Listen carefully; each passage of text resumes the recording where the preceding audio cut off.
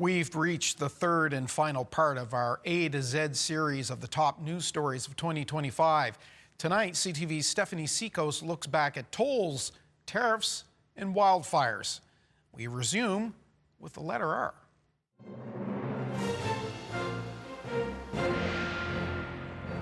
In the final part of our recap of the most notable stories of 2025, we begin with R for reducing and removing tolls. It's now free to cross both the McDonald and McKay bridges between Halifax and Dartmouth. Removing the tolls was a promise made last year by the Houston government. Meanwhile, the Confederation Bridge toll was slashed from $50 to $20. We're doing that to bring Atlantic Canada closer together, bring Canadians closer together. Fares on ferry routes connecting the Atlantic provinces were also cut in half. S is for sanctuary.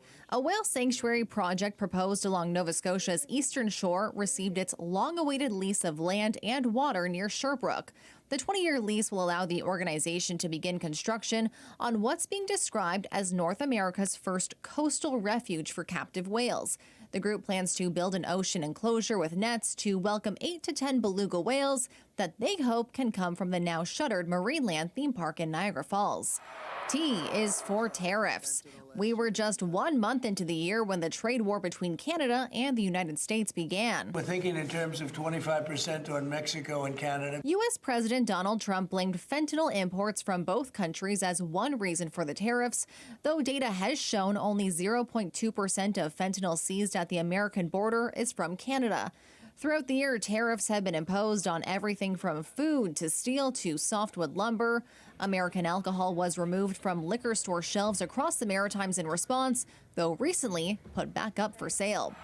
U is for unique discovery. A footprint fossil dating back 290 million years was found on Prince Edward Island. That's the mystery, and that's what is the big question, and that's what's going to be studied. Patrick Brunet made the discovery along the shore of Hillsborough Bay. It dates back to the Permian period and could be one of the oldest known examples of a fossil footprint.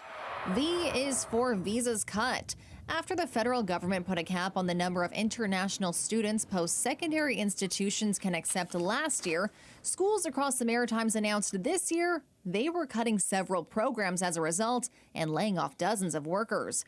According to the Association of Atlantic Universities, international student enrollment has dropped by 36% since the cap came into effect. W is for wildfires.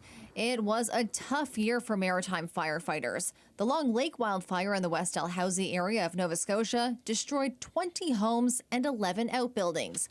Hundreds of people had to evacuate their homes for weeks as the fire burned. It's something that's really hard to put to words. In Nova Scotia's Kings County, the Lake George fire also forced a large evacuation, but no properties were lost.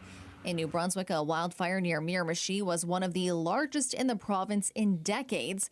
Due to the extremely dry conditions across the Maritimes, woods and burn bans were put into effect in an effort to help prevent wildfires. X is for Xerox. Xerox Canada announced it's creating up to 138 full-time jobs in St. John by the end of 2027 by expanding its digital sales operations. Opportunities NB will spend $725,000 in the form of payroll rebates to help create the jobs. Y is for Yarmouth Ferry. The CAT, which runs between Nova Scotia and Maine, saw a significant drop in riders, largely due to fewer Canadians traveling to the United States. That's a trend seen across the country. Early data suggests domestic tourism was up by around 30%. And finally, Z is for zones. It didn't matter where you were, construction zones seemed to be everywhere. Whether it was highways or high rises, traffic came to a halt as crews worked.